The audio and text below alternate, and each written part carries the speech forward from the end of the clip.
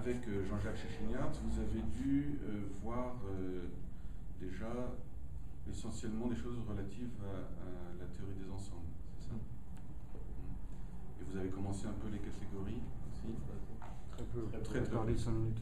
5 minutes sur les catégories, d'accord.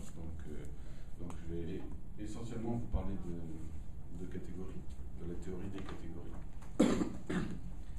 Puisque en effet, c'est le choix que nous avons fait cette année avec Jean-Jacques Chéchiniart de mettre l'accent sur la théorie des catégories.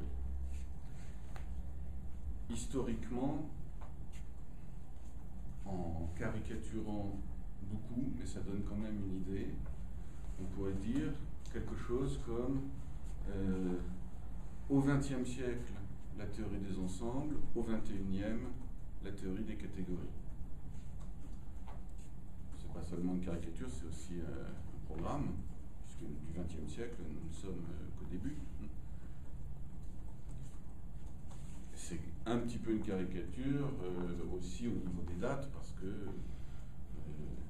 même s'il y a eu beaucoup de résistance par rapport à la théorie des catégories, c'est une histoire qui commence à être écrite, il y a des références là-dessus, mais bon, en particulier en France, il y a toute l'histoire avec Bourbaki. Disons qu'il y a eu un choix qui a été fait sur les ensembles, mais aussi une forme de rejet de la théorie des catégories,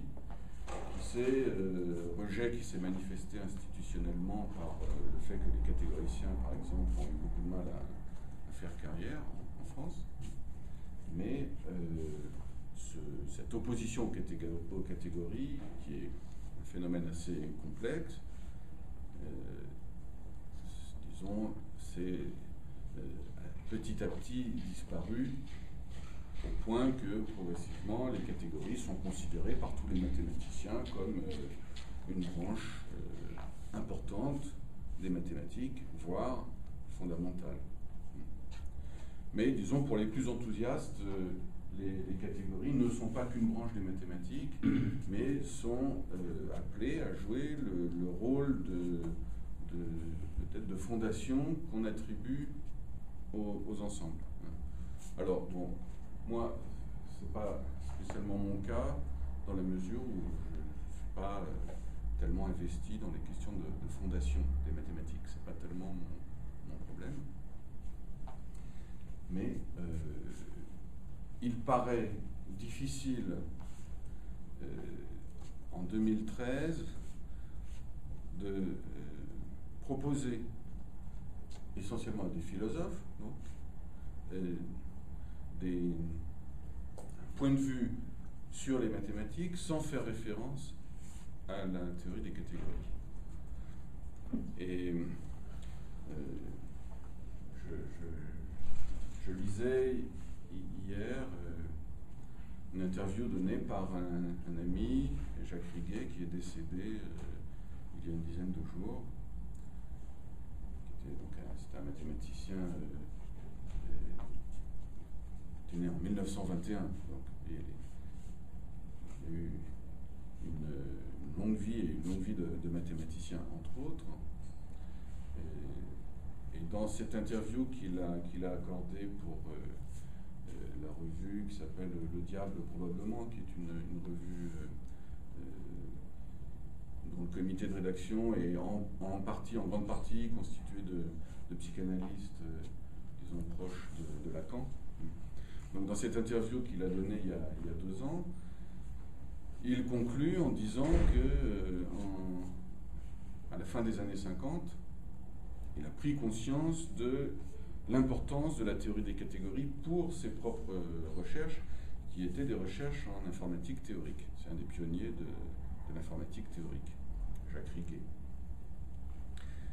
Et comme à cette époque, en fait, bon, il a été très proche de Jacques Lacan de 54 à 58. Non seulement il suivait le séminaire, mais il allait avec lui dans sa maison de campagne. Ils étaient vraiment très, très proches. Mais à ma connaissance, Lacan n'a jamais parlé de théorie des catégories. Jacques Lacan, bon, je pense que vous savez. Les catégories Ah, alors il faudra me donner les références. Non, les derniers années, quand il parlait, il tentait de formaliser Oui. le réel, vous savez, Oui, oui, oui, la oui, oui. trinité lacanienne, réel, Oui. symbolique. Oui. La trinité lacanienne du réel, symbolique et imaginaire, je vais vous en reparler à un moment, mais ce sont des considérations chez Lacan qui datent des années 50. Hein. Ouais, c'est vrai. Même si ensuite. Il avait l'abandonné, mais puis ensuite. Voilà, il l'a repris. Un peu très faux, pas trop profondément. Il l'a repris pas mal dans les années 70, ouais, hein, les séminaires, encore. Ouais, c'est la sexualité féminine. Voilà. Le nom du père, c'est assez présent, je crois. Mais les catégories elles-mêmes, je ne sais pas. Donc s'il y a des... ah oui, ça m'intéresse, oui. Ah, okay. Alors, parce que c'est vrai que, bon, avec Lacan, bon, pour autant que j'ai pu m'en rendre compte, il m'a semblé que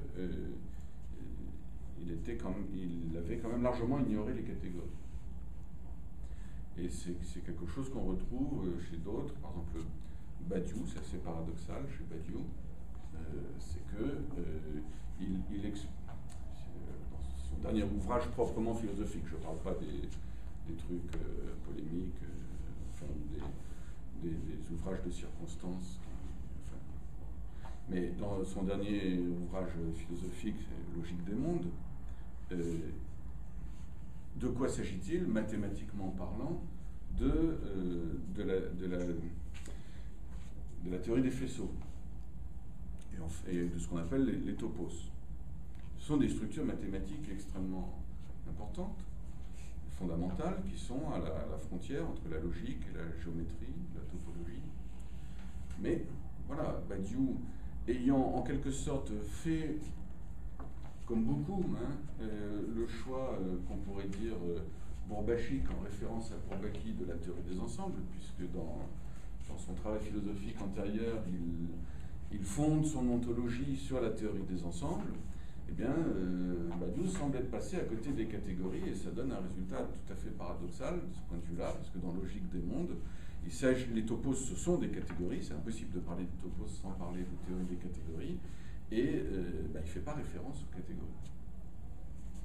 Bon, donc,